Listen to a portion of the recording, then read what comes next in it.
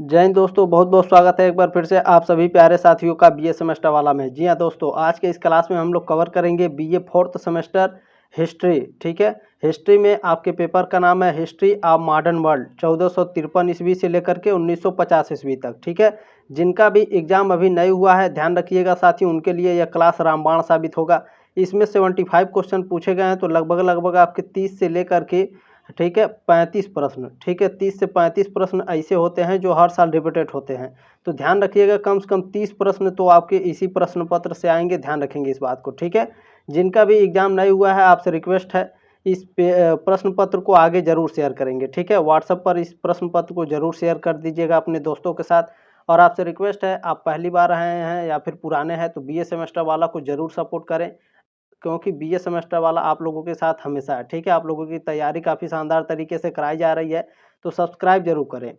चलिए, पहला प्रश्न आपका इसमें क्या पूछा गया है, यूटोपिया का लेखक कौन था। वेरी वेरी मोस्ट इंपॉर्टेंट प्रश्न है, यह हर साल रिपीट होता है, आपके एग्जाम में भी आएगा। तो यूटोपिया के लेखक हैं भैया थॉमस मूर। ठीक है, बी ऑप्शन आपका करेक्ट है। चलिए, दूसरा प्रश्न देखेंगे हम लोग, क्या पूछा गया है आपका, मानवतावाद का पिता किसको कहा जाता है। तो मानवतावाद का पिता पेट्रार्क को कहा जाता है, ए ऑप्शन आपका करेक्ट है।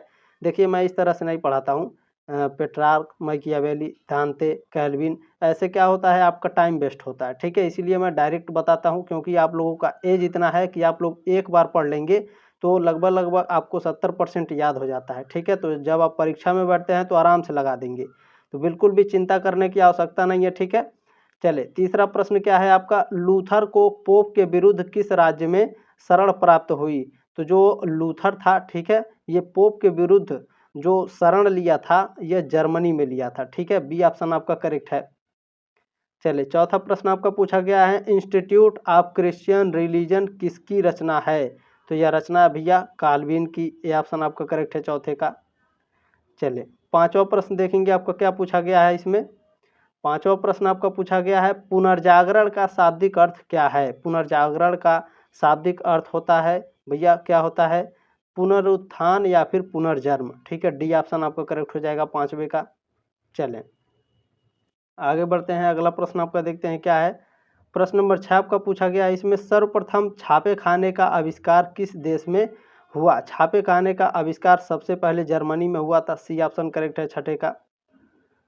चलिए, प्रश्न नंबर 7 आपका इसमें पूछा गया है, ये भी आपका हमेशा रिपीट होता है, हर साल रिपीट होता है, हर कॉलेज में रिपीट होता है। द प्रिंस किसकी रचना है। बहुत ही फेमस पुस्तक है ये है मैकियावेली की रचना द प्रिंस। ठीक है, बी ऑप्शन आपका करेक्ट है। चलिए, आठवां प्रश्न आपका क्या है, क्षमा क्षमा पत्र कौन प्रदान करता था। तो जो क्षमा पत्र है यह पोप प्रदान करते थे, सी ऑप्शन करेक्ट है आपका आठवें का। प्रश्न नंबर 9 आपका क्या पूछा गया है इसमें, 1917 की रूसी क्रांति का तत्कालीन कारण था। तो खाद्य सामग्री में कमी थी, जार की दमनकारी नीति और हड़तालें, ये सभी क्या हैं, ये सभी 1917 की रूसी क्रांति के तत्कालीन कारण हैं।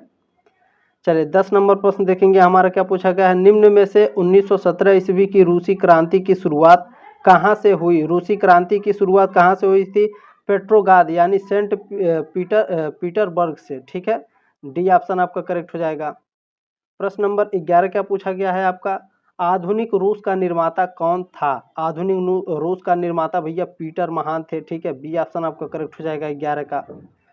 प्रश्न नंबर 12 क्या पूछा गया है, 1905 ईस्वी के युद्ध में रूस किस देश से पराजित हुआ था। तो 1905 ईस्वी के युद्ध में जो रूस है यह जापान से पराजित हुआ था, डी ऑप्शन आपका करेक्ट है 12 का।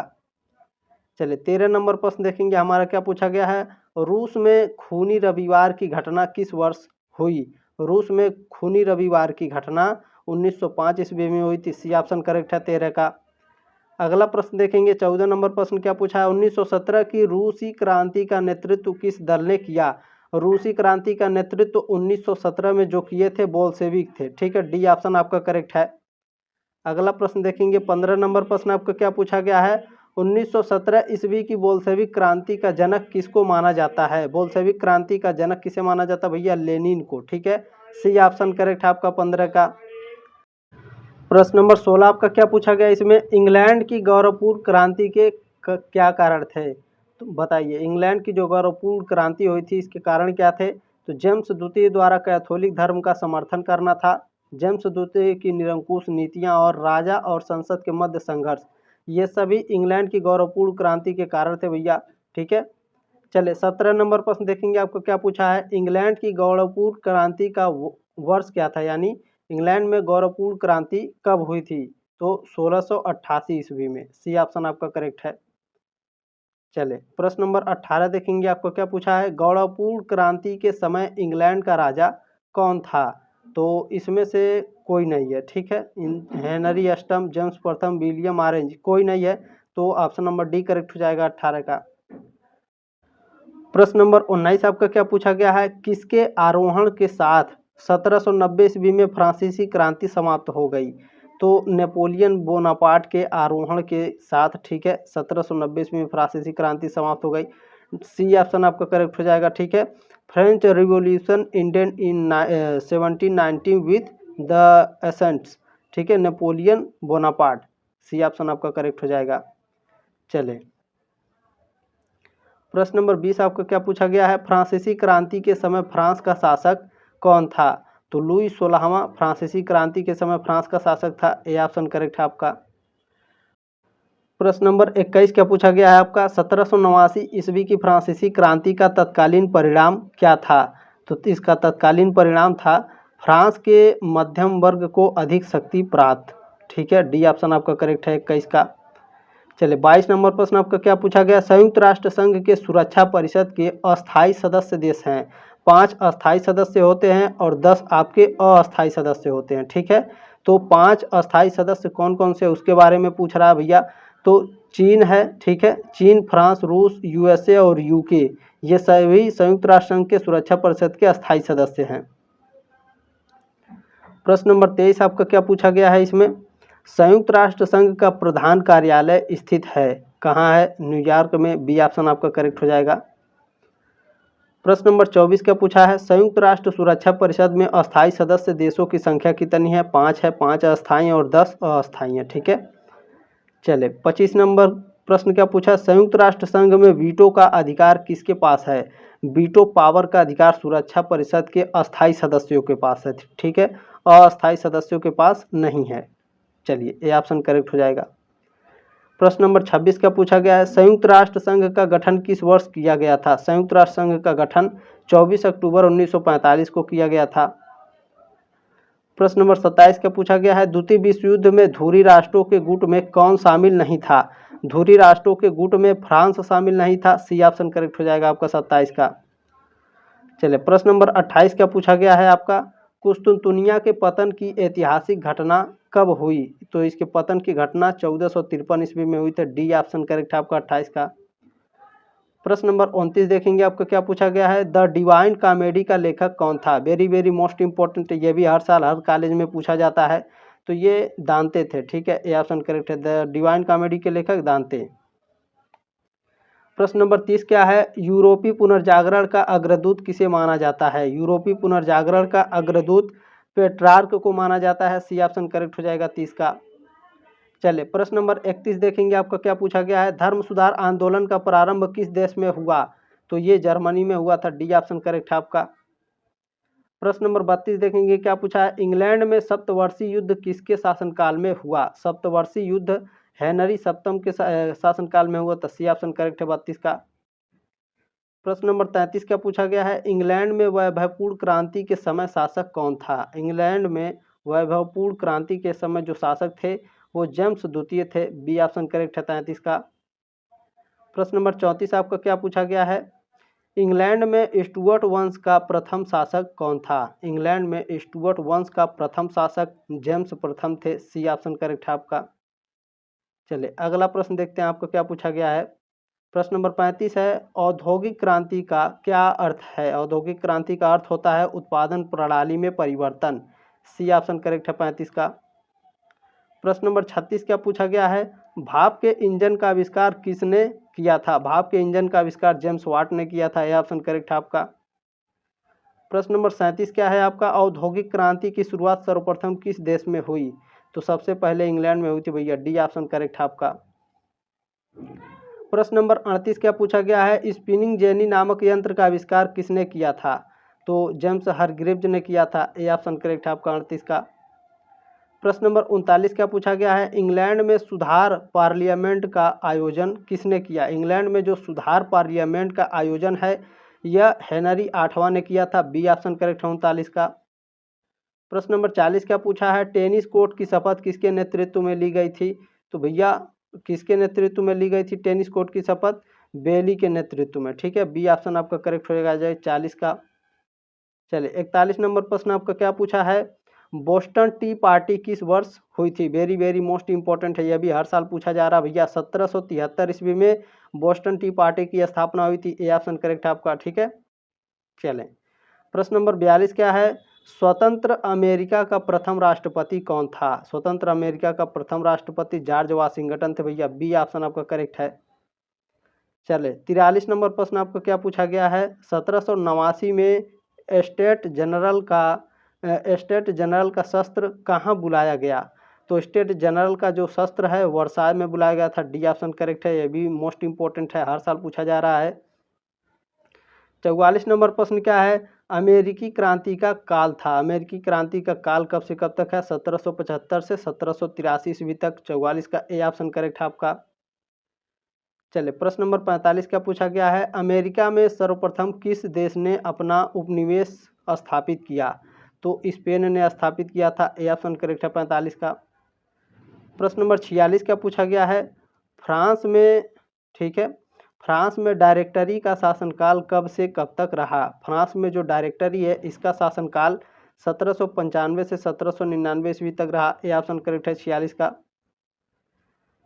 प्रश्न नंबर 47 देखेंगे हमारा क्या पूछा गया है, फ्रांसीसी क्रांति में किस दार्शनिक की भूमिका महत्वपूर्ण रही। तो वॉल्टेयर की, रूसो की और मॉन्टेस्क्यू की, इन सभी की। ठीक है, डी ऑप्शन करेक्ट है आपका। प्रश्न नंबर 48 क्या पूछा गया है, ध्यान देंगे, स्टेट जनरल में प्रतिनिधित्व था। स्टेट जनरल में किसका प्रतिनिधित्व था, पादरी, सामंत और जनसाधारण का। ठीक है, डी ऑप्शन आपका करेक्ट हो जाएगा। चले प्रश्न नंबर 49 देखेंगे क्या पूछा है, कार्बोनरी संगठन क्या था। तो यह एक गुप्त क्रांतिकारी संस्था थी कार्बोनरी। ठीक है, ये ऑप्शन करेक्ट है आपका। और कार्बोनरी जो संगठन है किस देश की है, कमेंट बॉक्स में कमेंट करके बताइएगा, ये भी आपके एग्जाम में पूछता है। कार्बोनरी जो संगठन है ये किस देश की थी। ठीक है, चलें प्रश्न नंबर 50 क्या है आपका, नेपोलियन बोनापार्ट को किस स्थान पर निर्वासित कर दिया गया। नेपोलियन बोनापार्ट को सेंट हेलेना में निर्वासित कर दिया गया। बी ऑप्शन करेक्ट है 50 का। चलिए आगे बढ़ते हैं, प्रश्न नंबर 51 देखते हैं क्या पूछा गया है, किस युद्ध में नेपोलियन पराजित हुआ था। नेपोलियन जो पराजित हुआ था वाटरलू के मैदान में हुआ था। सी ऑप्शन करेक्ट है 51 का। प्रश्न नंबर 52 देखेंगे क्या पूछा है, वाटरलू का युद्ध कब हुआ था। वाटरलू का युद्ध कब हुआ था, 1815 ईस्वी में वाटरलू का युद्ध हुआ था। प्रश्न नंबर 53 देखेंगे आपको क्या पूछा गया, 53, फ्रांस पर नेपोलियन के शासन का एक प्रमुख प्रभाव यह था। क्या प्रभाव था भैया, तो राजनीतिक स्थिरता की बहाली। ठीक है, राजनीतिक स्थिरता की बहाली। डी ऑप्शन करेक्ट है 53 का। चलिए प्रश्न नंबर 54 देखेंगे हमारा क्या पूछा गया भैया, नेपोलियन बोनापार्ट कब फ्रांस का सम्राट बना था। तो 1804 ईस्वी में नेपोलियन बोनापार्ट फ्रांस का सम्राट बना था। प्रश्न नंबर 55 आपका क्या पूछा गया है, नेपोलियन ने महाद्वीपीय व्यवस्था किसके विरुद्ध लागू की थी। तो ये ब्रिटिश साम्राज्य के विरुद्ध लागू किया था, यानी इंग्लैंड के खिलाफ। ठीक है, ये ऑप्शन करेक्ट है आपका। प्रश्न नंबर 56 क्या पूछा गया है भैया, 56 नंबर प्रश्न है आपका, स्पेन के नासूर ने मुझे बर्बाद कर दिया, यह किसने कहा था। तो यह नेपोलियन बोनापार्ट ने कहा था। डी ऑप्शन करेक्ट है आपका 56 का। चले बहुत ही शानदार तरीके से पढ़ा रहे हैं दोस्तों, तो प्लीज़ एक लाइक जरूर कर दीजिएगा और इसे शेयर जरूर कर देंगे आगे। 57 नंबर प्रश्न है, टिलसीट की संधि किस किस के बीच हुई। टिलसीट की संधि भैया नेपोलियन एवं जार अलेक्जेंडर प्रथम के बीच हुई थी। 57 का ए ऑप्शन करेक्ट है आपका। प्रश्न नंबर 58 क्या पूछा है, 1801 में धार्मिक समझौता कांकाड्रेट किस किस के मध्य हुआ था। तो कांकाड्रेट का जो समझौता हुआ था 1801 ईस्वी में, यह नेपोलियन एवं पोप के बीच हुआ था। बी ऑप्शन करेक्ट है 58 का। चलिए प्रश्न नंबर 59 देखेंगे क्या है, जर्मनी के एकीकरण आंदोलन का नेतृत्व किस राज्य ने किया था। तो ये प्रसा ने किया था भैया, ठीक है। जर्मनी के एकीकरण का आंदोलन का जो नेतृत्व है प्रसा ने किया। प्रसा सबसे शक्तिशाली राज्य था, ठीक है, ध्यान रखेंगे ये। सी ऑप्शन करेक्ट है। प्रश्न नंबर 60 क्या है आपका, लाल कुर्ती दल का प्रमुख नेता कौन था। ये वेरी वेरी मोस्ट इम्पोर्टेंट है, अभी हर साल पूछा जाता है। तो गैरीबाल्डी लाल कुर्ती दल का प्रमुख था, ठीक है, सी ऑप्शन करेक्ट है। अच्छा, ये भी पूछता है कि लाल कुर्ती किस देश का है, तो ये भी आप लोग बताइएगा, लाल कुर्ती संगठन, ठीक है। कमेंट बॉक्स में कमेंट जरूर करिएगा। प्रश्न नंबर 61 है, ये पूछता है लाल कुर्ती संगठन किस देश का है, ठीक है, पूछता है भैया, ध्यान रखेंगे। रक्त और लौ की नीति का प्रवर्तक कौन था, ये भी हर साल पूछा जाता है। तो बिस्मार्क था, बी ऑप्शन करेक्ट है आपका 61 का। चले आगे बढ़ते हैं साथियों, अगला प्रश्न आपका देखते हैं क्या पूछता है। 62 नंबर प्रश्न है, सेडान का युद्ध किस किस देश के मध्य हुआ था। तो सेडान का जो युद्ध है फ्रांस और प्रसा के बीच हुआ था, ठीक है, बी ऑप्शन करेक्ट है 62 का। चले 63 नंबर प्रश्न क्या है, जोलबरीन क्या था, वेरी वेरी मोस्ट इंपॉर्टेंट है, ये भी हर साल पूछा जाता है भैया। तो सीमा शुल्क संघ था, ठीक है, जोलबेरिन। आप ऑप्शन नंबर बी करेक्ट है। जोलबेरिन किस देश का, ये किस देश में लागू थी, ये भी पूछता है, तो आप लोग कमेंट करके बताइएगा। 64 नंबर प्रश्न है, गुप्त संधियों की प्रणाली का जनक कौन था। तो ये बिस्मार्क था, ठीक है, बी ऑप्शन करेक्ट है आपका। अच्छा, कुछ बच्चे कहते हैं सर आप बताते क्यों नहीं है, मैं इसीलिए नहीं बताता हूँ, जब आप लोग खुद प्रश्न को ढूंढेंगे तो उस प्रश्न को आप कभी नहीं भूलेंगे, ये मेरी गारंटी है।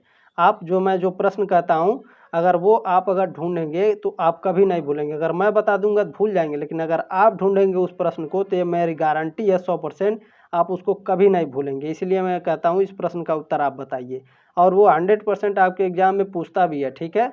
चलें, प्रश्न नंबर 65 क्या है आपका, इटली के एकीकरण के लिए कौन उत्तरदायी नहीं था। तो जो इसमें गैरीबाल्डी है भैया, ठीक है, ये इटली के उत्तरदायी नहीं था इटली के एकीकरण में, ये ऑप्शन करेक्ट है।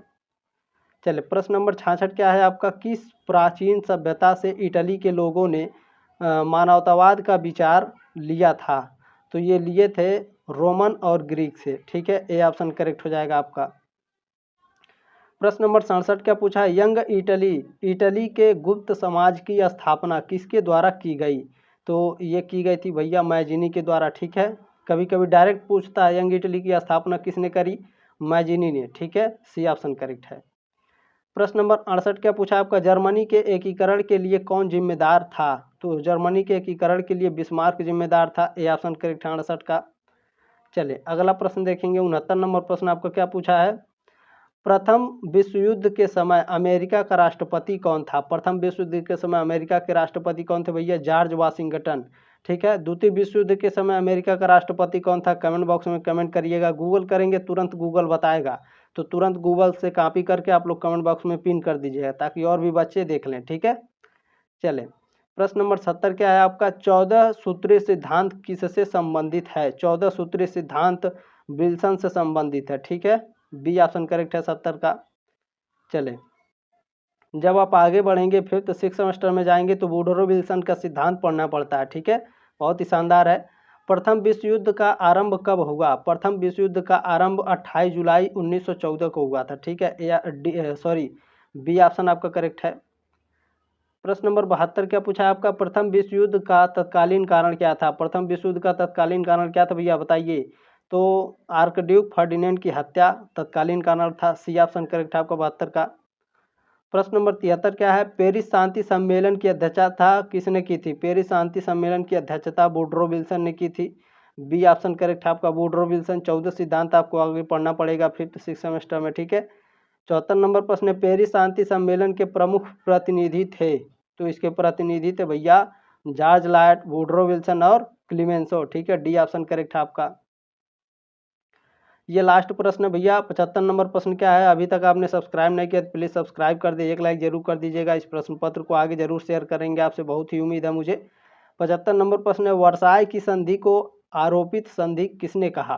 तो वर्साय की जो संधि थी आरोपित संधि इसे कहे थे विल्सन, ठीक है, वुडरो विल्सन ने। 75 का ऑप्शन नंबर बी करेक्ट है साथियों। जल्दी मिलते हैं आपके नेक्स्ट मॉडल पेपर में, तब तक के लिए जय हिंद, वंदे मातरम।